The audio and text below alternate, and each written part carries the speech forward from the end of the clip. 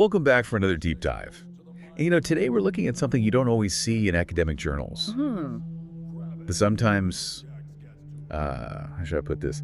The passionate opinions of World of Warcraft players. Ah, interesting. Yeah, we found this thread straight from the World of Warcraft forums. Okay. And get this, the title is, I hate the Alliance and I am not sorry about it. Wow. Now, before you think we're going to, pick sides in this whole Horde versus Alliance thing, Right. we're not. Okay. This is more of a deep dive into, fandom itself. I see. How can a game get so intertwined with people's emotions? Yeah, that's what's so fascinating to me about this stuff. It's like these games become almost extensions of ourselves. Yeah.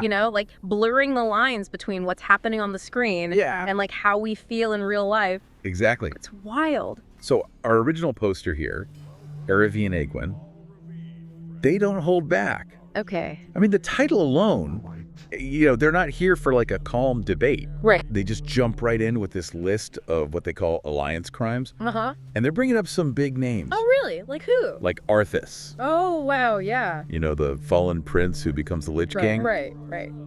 And Jaina Proudmoore. Oh, Jaina Proud, yeah. Powerful mage, but... So she's made some decisions. Yeah, some questionable decisions for sure. And then there's Garithos. Oh, Garithos. Infamous for his prejudice against other races. Oh, yeah, he's not a good guy. Not a good guy. No. And these are big names in Warcraft lore. For sure. And Raven's using them to kind of build this case against the Alliance. It's almost like they're presenting a historical argument. Right. Using in-game events to justify their feelings. Yeah, it's like the proof. Exactly. And you see this a lot in passionate fandoms. Oh, yeah. Oh, yeah. People get so invested that the fictional world starts to feel very real to them. Well, and Ravine even goes so far as to say, all sources of current WoW problems are the Alliance to blame for. What? I mean, come on. That's a big statement. It's a sweeping statement, right? Really shows how strongly some players feel about these factions. Definitely. But of course, not everyone in the forum agrees. Right. There's this one response that really stood out to me. It was from Morgana Earthen Ring. Okay. And they just reply, "Sir, this is a Wendy's." Oh, classic. It's that perfect internet deflection, Just using humor to be like, oh, let's not take this too seriously. Exactly. But it also shows how these forums are kind of a space for people to just vent. Totally. Even if it's wrapped up in a joke. For sure. And then you've got Toby Moonguard who says they actually prefer these drama-filled threads. Really? Yeah, to the usual complaints about dungeon difficulty or whatever. Interesting. It makes you wonder, are some players actually entertained by these arguments? Oh, I bet they are. Right. These forums become these mini stages. Yeah. Where people can just play out these conflicts. Yeah. Even if they're, ultimately about fictional things. Right, and sometimes it's all in good fun. Sure. Amaranth's Storm Rage just goes for the Alliance. Uh-huh. Just playful. Yeah, just playful rivalry. Yeah. But then we also see some really detailed rebuttals. Oh, yeah. Yeah, one from Herne Moonguard. Okay. They go point by point addressing Iravian's claims. Wow. And they use all this Warcraft lore to show that the Alliance isn't, as blameless as Iravian might think. So it's like watching a historical debate unfold. Right. But with players using in-game events as evidence. Yeah, and it just shows how deeply people engage with this lore and history. It's amazing. It really is. But, we can't forget about Ravine and their frustration. Yeah. They seem genuinely upset. Yeah. The Horde is always getting the short end of the stick. It's a common sentiment. They complain about repetitive storylines for the Horde. Uh-huh. Too many human leaders in the Alliance. Oh, so not enough visual variety. Yeah. And they even say that their threads are being unfairly flagged by moderators. Oh, wow. So they're hidden from other users. So they feel like they're being silenced. Basically, yeah. And that feeling of being silenced is a powerful one. Oh, for sure. Especially online. Yeah. And it speaks to the challenges that game developers face trying to balance these factions. And manage expectations. Yeah, because even if the developers are trying to be fair, the perception of favoritism can be really damaging.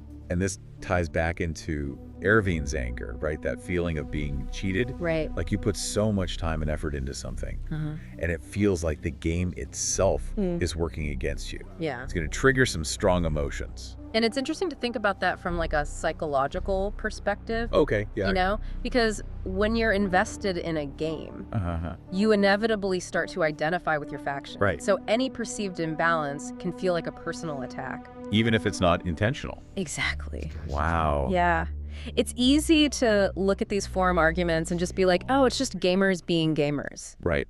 But I think there's something deeper going on here. Like more than just orcs versus humans. Yeah, exactly. It's about our need to belong. Right. To be part of a group, you know? Like a tribe. Exactly like a tribe. We see this all the time in the real world. Oh, yeah, totally. Sports teams, political parties, even just like friend groups. Right, right. And these online factions, they tap into that same instinct. So when Ravine says they hate the Alliance, Yeah.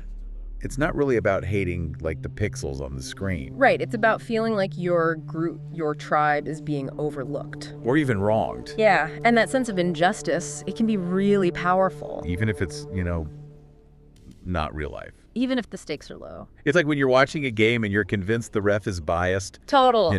It's probably not true, but it feels so real. Exactly. And in a game like World of Warcraft, where you're putting in all this time and energy. Building your character. Yeah. Making friends. Yeah, even like building little societies. Right. Those feelings of loyalty and rivalry, they get amplified. Because it's not just a game anymore. It becomes part of who you are. So this thread, it's really about the psychology of fandom.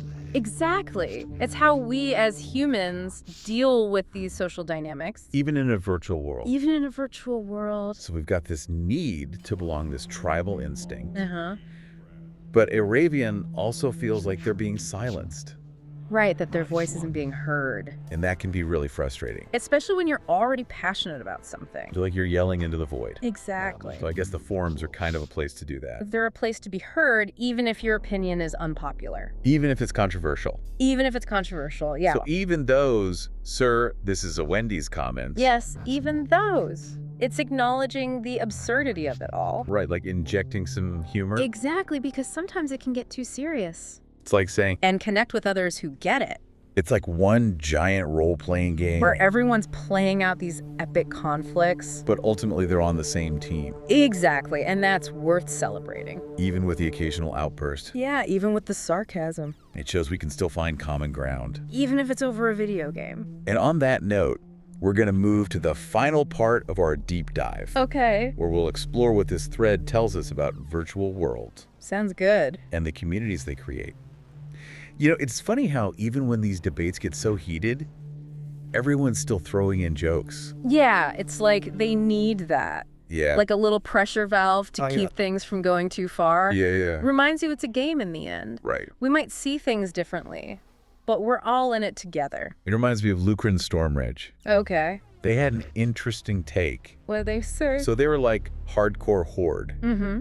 But they actually switched to the Alliance. Whoa, really? Yeah, because they thought the Alliance was getting preferential treatment. Oh, wow. So it just shows you it's all about perspective. Right, like what feels unfair to one person might seem totally fine to someone else. And it can even make people switch sides. Right. Like it's a big deal to them. People take their faction seriously. Yeah, it's not just about the game mechanics. It's like you're part of something. Right. And you want your group to be treated fairly. Exactly. And when that gets messed with, it can really shake things up for players. Makes you feel like you don't belong. Yeah, it goes back to that need for fairness. Right. That we were talking about. So how do game developers even handle this? That's the question, isn't it? Yeah, you can't please everyone. Especially in a game as big as World of Warcraft. Right. Even if you balance the mechanics perfectly, people will find something to complain about. Like what?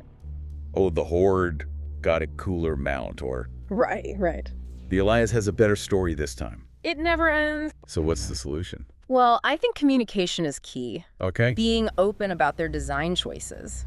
So players understand why they did something. Exactly. Even if you don't agree with a decision. Yeah. If you understand their reasoning. It feels less like you're being ignored. Exactly. It builds trust. Right. Between the players and the developers. Because at the end of the day, everyone just wants the game to be good. That's the goal, right? A thriving game world. Okay, so zooming out from this World of Warcraft thread. Yeah. What can we learn from all this? I think it shows that even in something like a video game, we see these basic human needs. Like what? The need to belong, the desire for fairness, the importance of communication. Why? And of course... Don't forget the humor. Oh yeah, the humor. It helps us deal with it all. It really does. It reminds us, even when we disagree, we can still find ways to connect. To laugh together. Yeah, to appreciate the experience. Even if it's just in a virtual world. Even if it's just in a virtual world. Well, thanks for joining us for this deep dive into the world of Warcraft fandom. It was fun. It started with hate. Yeah. But we found a lot more along the way. A lot more. So until next time, keep exploring, keep questioning. And keep playing. And maybe grab a milkshake while you're at it.